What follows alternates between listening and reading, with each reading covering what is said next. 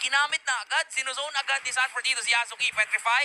Anytime pwede gamitin. Nangangalahati, nangangareagad ito si Yasuki. At hindi na kasya mabubuhay pa. Si Carlito pa makakasecure ng kill bay kasama pang Turtle. At Akala ko tatawagin na si Barbiel. hindi pa. Masyado pa daw maaga para tawagin si Barbiel. Pero kumpleto na ang 5 na membro dito ng Cavalry. Sinisimulan yung Turtle. Sumisilip ang Alter Ego.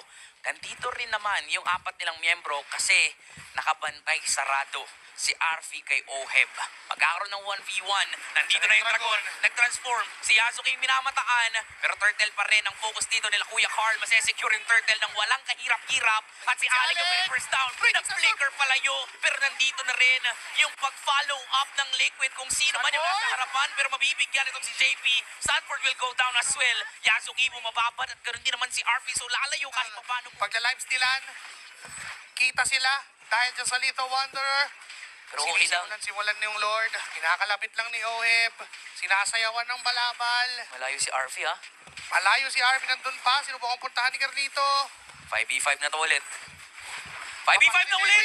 Sineta pa si Nino ni JP, pero si Alec ay nakita itong si Sanji. JP na padasal, pero binabaril siya dito ni Arfi. Enough na yung damage shotput ng Claude para pabagsakin ng pinakamaunat na miyembro ng Cavalry. Pero mukhang lalaban pa rin. Oheb tatalon. Ang nakita ay si Hijome. Pero nandito yung zone na magagaling kay Alex. Si Sanji hindi niya pinapapunta doon sa harapan. Pero si Carl, Lito, the Great, talagang hindi mapipigilan sa ngayon. Nandito na yung Dragon. Pero mukhang si Oheb ang mabibigyan. Flicker out yung magagamit. Pero bumabad lang Sanford dito. With the interpretation din na magagaling kay Sanji is enough. At enough na enough din ang pagsayaw nitong si Carlito para lumamang ang Cavalry sa bilang. Kaso nandyan si Yasuki. Nandyan din si Arfi.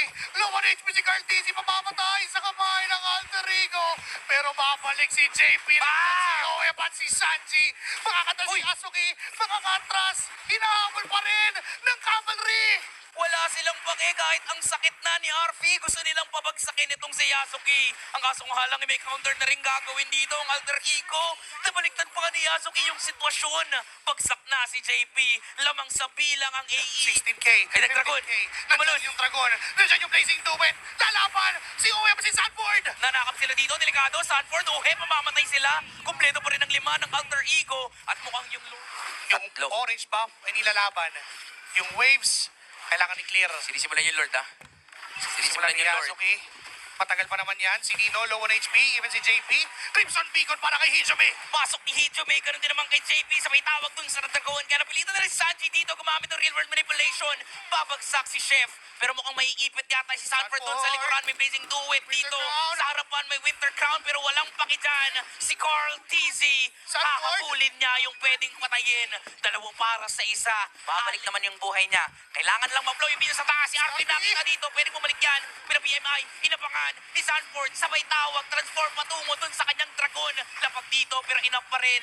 Yung sustainability para lang mabuhay. Pero mamamatay na rin siya. Sabay pasok na dito ng Alter Ego. At mabibigyan si Carl. Si Oheb yata ang isusunod. At mukhang hindi mapipigilan ng Alter Ego sa ngayon. Wala naman silang mga minions. Parating pa lang sa bottom lane. Matagal yung death timers. Sanji! Ni Oheb, Carl TZ. At ni Sanford. Si Sanji na lang at si JP. Ang sumusubok na Nice depensa. Shutdown. Tanggal ang isa. May mga minion waves sa kailangang hindi lang Team Liquid. Pumupuso pa dito ang Cavalry. Pero mukhang hindi natin mapipigilan ang El Familia. Walang minions sa Walang ngayon. minions. Na-clear pa. Pero merong parating dun sa gitna. At mukhang dito matutuldukan